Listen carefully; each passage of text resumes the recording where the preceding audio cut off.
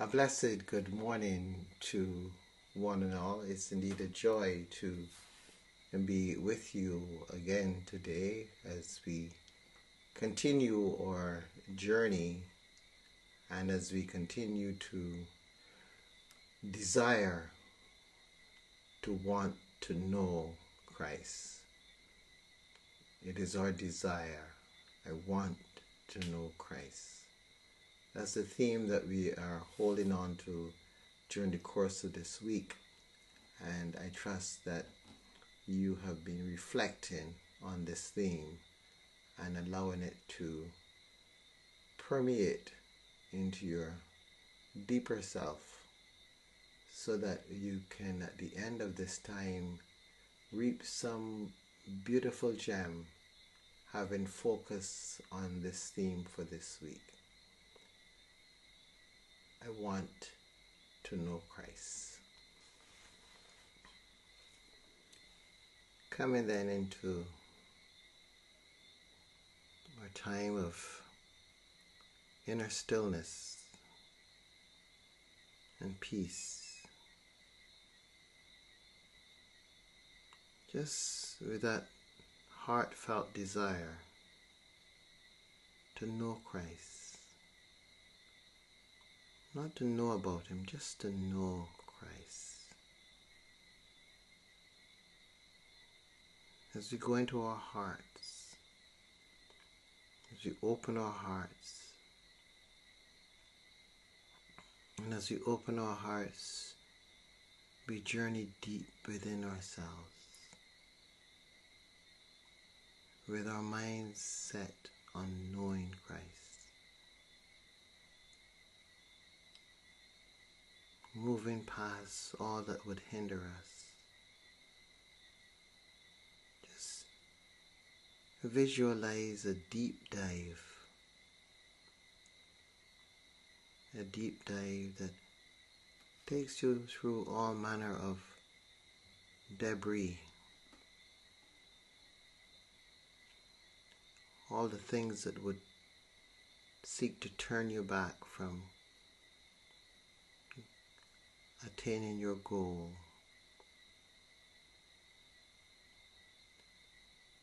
The garbage of life that covers the beauty of God's creation within you. Taking this deep dive deep into our very existence.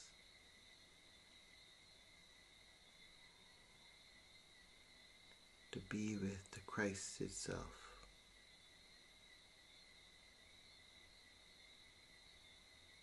Just breathe into that space, deep within one's existence, beneath the physical, beneath the biological, beneath the emotional, where there's only existence itself, without the baggage, just that which is. Just allow yourself to rest there for a while. Even as we go through the rest of this devotion, just keep a part of yourself in that space. Attuned to that sense of openness and freedom and depth, where it is only the moment, the now.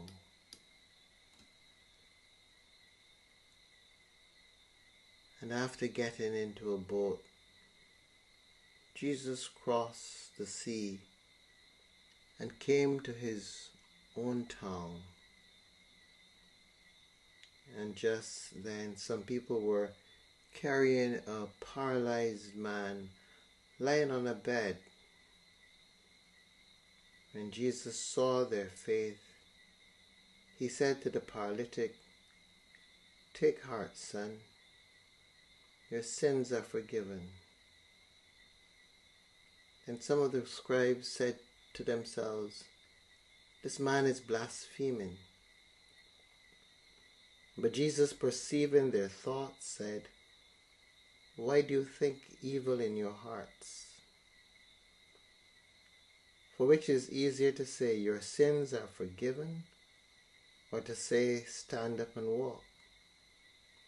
But so that you may know that the Son of Man has authority on earth to forgive sins," he said then to the paralytic, "Stand up, take your bed, and go home."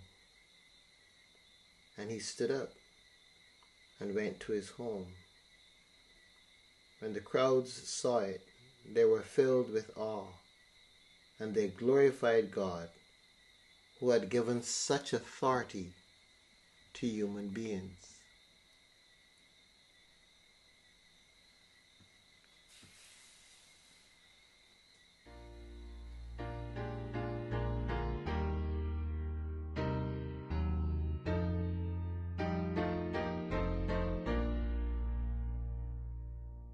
Who can cheer the heart like Jesus, by his presence all divine,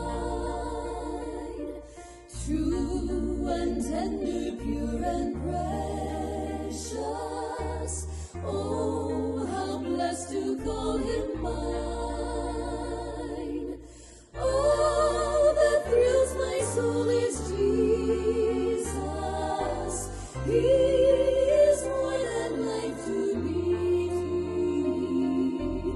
and the fairest of 10,000 in my blessed Lord I see. Love of Christ so freely give. During this week, I want to talk about how we can get to that place where we know Christ. So yesterday we would have looked at the first step, the step of being in that space, taking ourselves within, being open, being in that space, setting the intention not to run away, but to have courage and journey into the presence of the Christ. Today I want to look at it from a different perspective. Today I would like to talk more now about the idea of engaging with the Christ self. Like any relationship that we are seeking to develop, one of the crucial things is the ability to talk to another, to be able to converse. So much of our conversation at times is not really conversation. So much of it is about what we want. And because it is about what we want, there's a sense in which it can be very one-sided, so that we don't really know. There is that sense in which it is important to be able to speak of ourselves, speak of what we are discovering about ourselves. Because the journey into the Christ's presence is a journey into the self. And so it's crucial for us to talk, to be able to acknowledge what we are discovering about ourselves, to be able to forgive ourselves, to let go. The passage for this morning speaks of the paralytic who was being carried out, and Jesus forgave the sins, and therein released the man from his crippled nature. We oftentimes don't realize how we cripple ourselves by our unwillingness to forgive ourselves.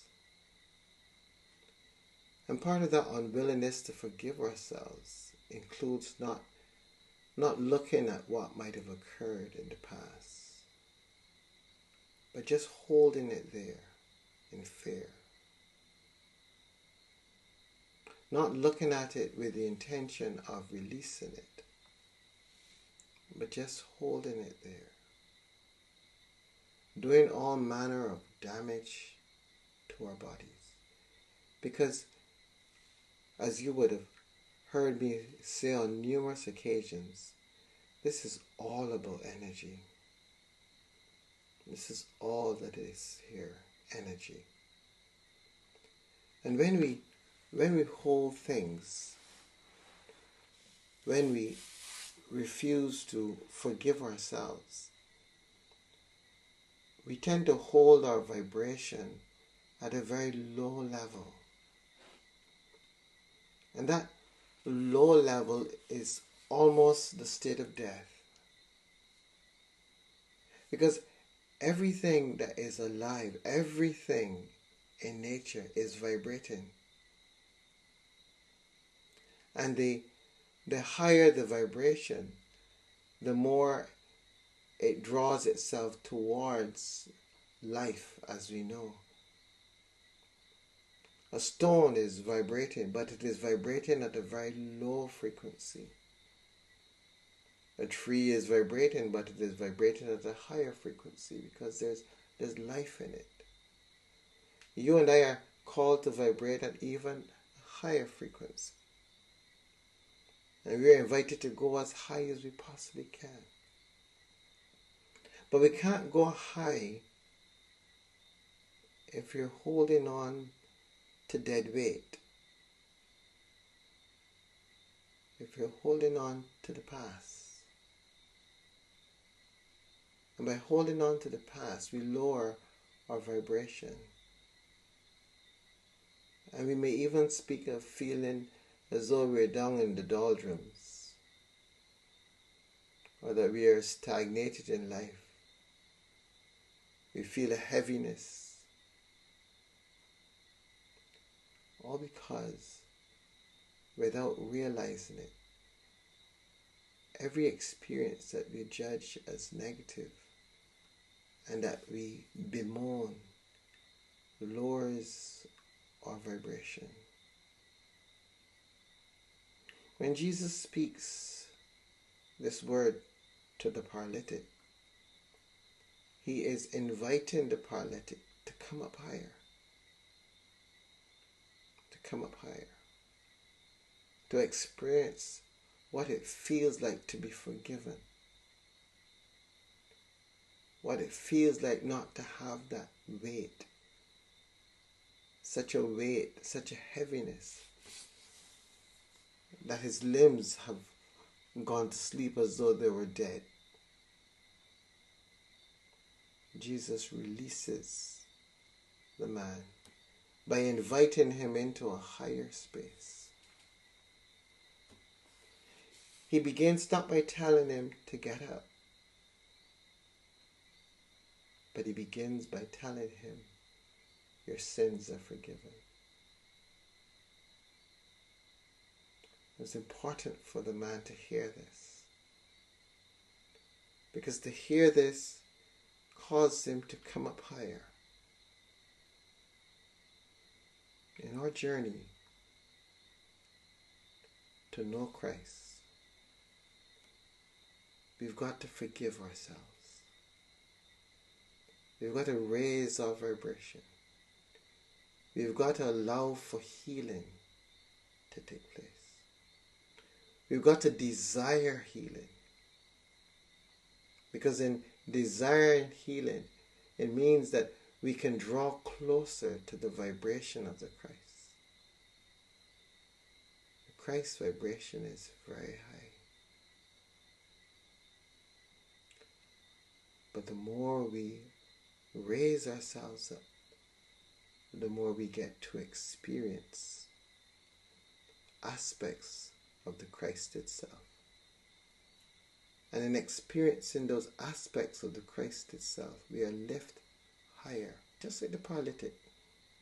His experience of the Christ there caused him to be lifted higher, that he could actually take up his bed and walk and go to his home.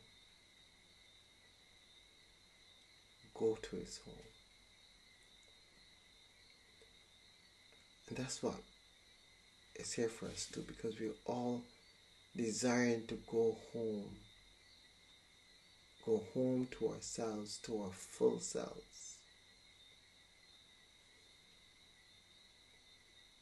So yes, we must, as we desire to know Christ, we need to identify it and speak to our condition. Speak a word of forgiveness to ourselves. A liberating word of forgiveness. That we can be set free. The only reason we are unable to be set free is because we are fearful of even forgiving ourselves. We have bought into this notion that we must be judged and punished. And because of that, we aren't willing to forgive ourselves. And Jesus encountered the man. The man didn't ask Jesus for anything. He didn't tell Jesus how bad he was or how much he needed to have a word of forgiveness. He didn't do any of that. Jesus did it. Jesus went to the man and Jesus let him know that he's forgiven. We need to let ourselves know that we are forgiven. We are forgiven. We are forgiven because it is not God's intention that we should drag around all that we've gone through. The lessons are there to be learned,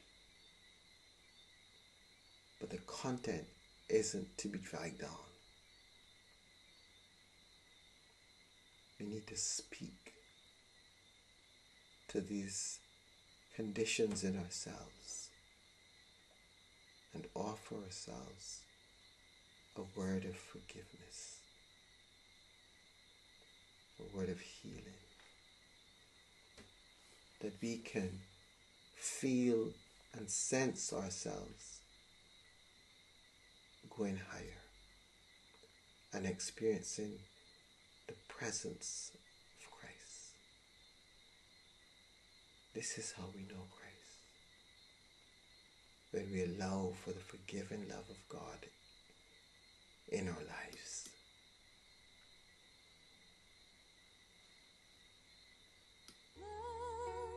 Grace of God beyond degree, mercy higher than the heaven, deeper than the deepest sea. All that thrills my soul is Jesus. He